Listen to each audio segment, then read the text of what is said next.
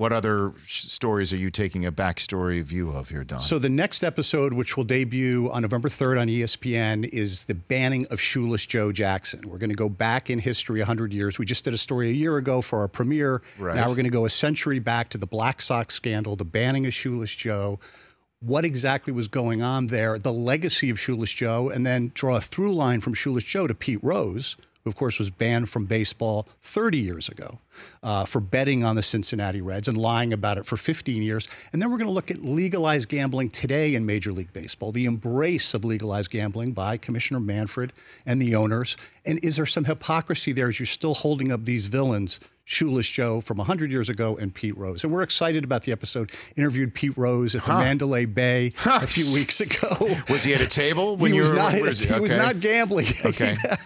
He was not. He was not. He signs baseballs and books. No, I know. And yeah, sure. and, you know, that's you can his, find that's him his there revenue. pretty much. That's right. So what type of Pete Rose did you find when you sat I found down? a really surprising one. I'm really anxious for the audience to see it. I mean, he almost ripped the microphone off at one point. I don't want to give too much away. He was very mad at me early on, but then you see a very different Pete Rose. I think he saw it as a chance for him to make his closing argument, to be in the Hall of Fame. And I think viewers are going to be surprised by the Rose that we found. Okay. But you got to give me some. I mean, how did you piss him off? Like, I just kept pressing him on 1989 and the fact that he lied for 15 years about gambling on the Cincinnati Reds, betting on baseball, kept denying it until he had that book in 2004. And he thought I was going to ask a question or two, and I kept pressing him, almost like a prosecutor. And has he not? Does he not know who you are and what you're about, Don? I don't know if he did his homework on me. Well, you know, he didn't Google Don Van Natta. He didn't Google. Rich, you know, I don't know if he actually. First of all, he wasn't going to do the interview initially. Right. I had to go out there and sort of schmooze him. That'll be part of the episode. See, now I always thought if Pete Rose had done what Mickey Mantle did, and by that I mean go on a tour of, hey, I had a problem, and I'm apologizing for it, and I was a bad father for it, and I'm warning everybody, don't be like me. If Pete had done that, just remove alcoholism and inserted gambling. Yes. If he had done that in 1990, 1991, despite the fact that the individual who banned him for life, as we all know, died of a heart attack in Bart Giamatti. Right.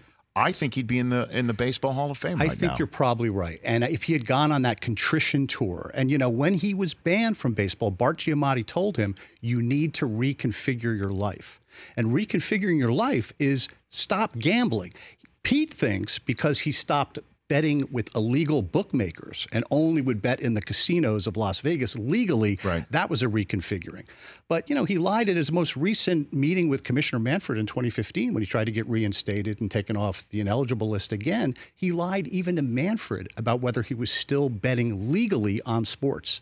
And I believe that cost him an opportunity then. So we go into all of that, and we really show the legacies of Shoeless Joe and Pete Rose, how they're linked, and whether they'll ever be forgiven by the powers that be in baseball. And, you know, just one last on Rose here. I mean, I want to give voice to the fans who are perhaps listening or watching us right now, Don, and saying, what does it matter what PR it is? And what does it matter if he's gambling legally like everybody else can that Major League Baseball is now coming around on? He still raked all those hits. I mean, and that's why he should be in the Hall of Fame. Or why can't the Hall of Fame, it's a museum, tell the story of Pete Rose and put a plaque in there with his name on it? Those are the questions we're going to raise. That's a great question. Rich, there's certainly a hypocrisy now. Right. Major League Baseball's putting a lot of chips in the middle of the table on legalized gambling, hoping it'll turbocharge the game's popularity.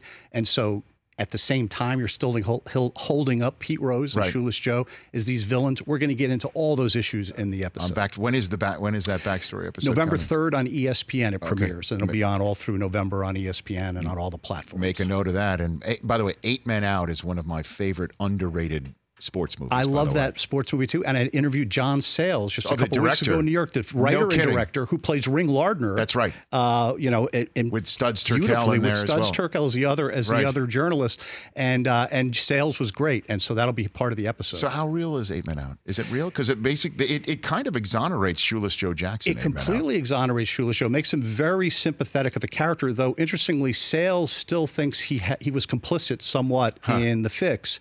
But there's all sorts of inaccuracies in 8 Men Out, unfortunately. There were some liberties taken. The book that it's based on is riddled with errors. And again, we get into some of that in backstory. Yeah, there's a lot of myths that surround it. I don't want to have it ruined. It's such a good movie. It's a great movie. John Cusack and John Mahoney and D.B. Sweeney. Oh, yeah. Well, he plays Shoeless Joe in the Joe. movie. Yeah. I do love that Charlie movie. Sheen. It's fantastic. That's right, Charlie Sheen. For more of The Rich Eisen Show, tune to Audience Channel 239 on DirecTV for free on BR Live or download the Rich Eisen Show app.